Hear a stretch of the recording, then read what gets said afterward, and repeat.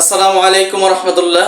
সুপ্রিয় শিক্ষার্থীবৃন্দ, দাখিল এবং আলিম স্তরের শিক্ষার্থীদের জানাচ্ছি আজকের ক্লাসে স্বাগতম।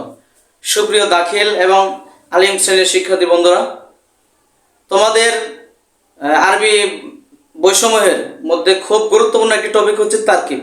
আরবির প্রথম পত্র, আরবি দ্বিতীয় পত্র, কোরআন, হাদিস কিংবা আকায়েদ ফিকহ সবগুলি আরবি বিষয় রয়েছে তারকিব অংশ। এই তারকিব অংশ কিভাবে আমরা সহজভাবে খুব সহজ পদ্ধতিতে ঘুরিয়ে ফিরে না শিখে কিভাবে সহজ পদ্ধতি শেখা যায় তোমাদের জন্য নিয়ে এসেছি তারকিব শিক্ষা কোর্স। এই কোর্সে থাকছে তারকিব শিক্ষার খুব টেকনিকভাবে বিষয়গুলো সমাধান করা। আজকের প্রথম পর্বে থাকছে তারকিব কি এবং তারকিব কাকে বলে। একেবারে বেসিক থেকে শুরু করা, তারকিব কি এবং তারকিব কাকে বলে এটাকে আগে উপলব্ধি করতে হবে, তাহলে তারকিব শিখা এবং শেখানো দুইটাই সহজ হয়ে যাবে। সুপ্রিয় শিক্ষার্থী বন্ধুরা, চলো শুরু করা যায়।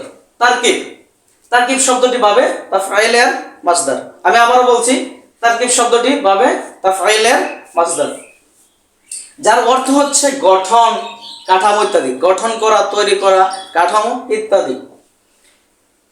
এর সঙ্গে হচ্ছে আরবি ব্যাকরণের আলোকে বা আরবি ব্যাকরণের আঙ্গিকে, নাহু সরফের দৃষ্টিতে আরবি ব্যাকরণের আলোকে বাক্যের বিশ্লেষণ করাকে তারকিব বলে।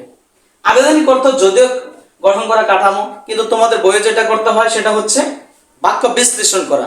অর্থাৎ আমরা সংজ্ঞা থেকে জানতে পারলাম তারকিব মানে হচ্ছে বাক্য বিশ্লেষণ।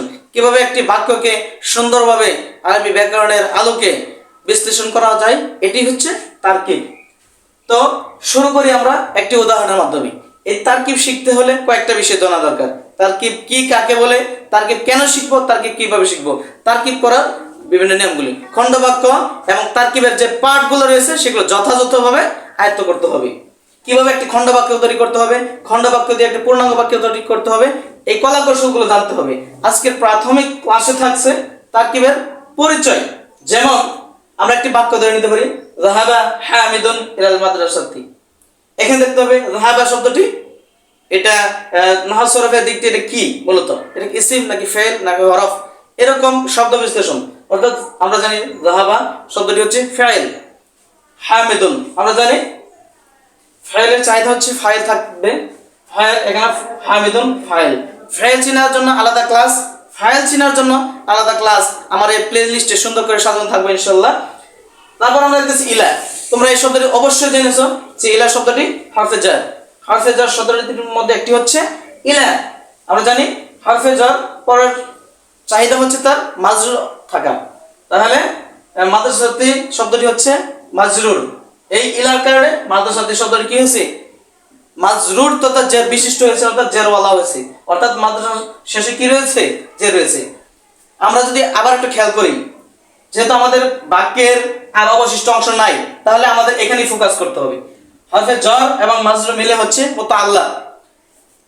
আমাদের এই পর্যন্ত কাজ শেষ। এখন দেখতে হবে আমরা বাক্যে ফেল লিখেছিলাম, এই ফেল আর ফাইল এবং জুমলা মুতাআল্লাক মিলে হচ্ছে জুমলাতুন ফিআলিয়াতুন।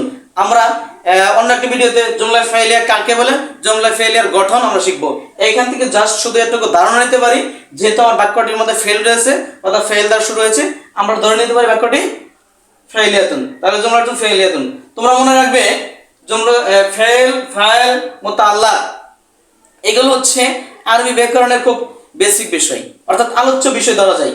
তাহলে আমাকে সর্বপ্রথম যে বিষয়গুলো খেয়াল রাখতে হবে, আমাকে ফেল সম্পর্কে ধারণা দিতে হবে, ফাইল দিতে হবে, জার মাজরুর, এখানে বাক্যের যে অংশগুলো আছে প্রত্যেকটি অংশ আমাকে ধারাবাহিকভাবে একবারে এটার মূল বিষয়গুলি, বেসিক বিষয়গুলি জানতে হবে। সুপ্রিয় শিক্ষার্থীবৃন্দ, আজকের প্রথম পর্ব সুন্দরভাবে দেখার জন্য সবাইকে ধন্যবাদ জানিয়ে শেষ করছি। আসসালামু আলাইকুম ওয়া রাহমাতুল্লাহ।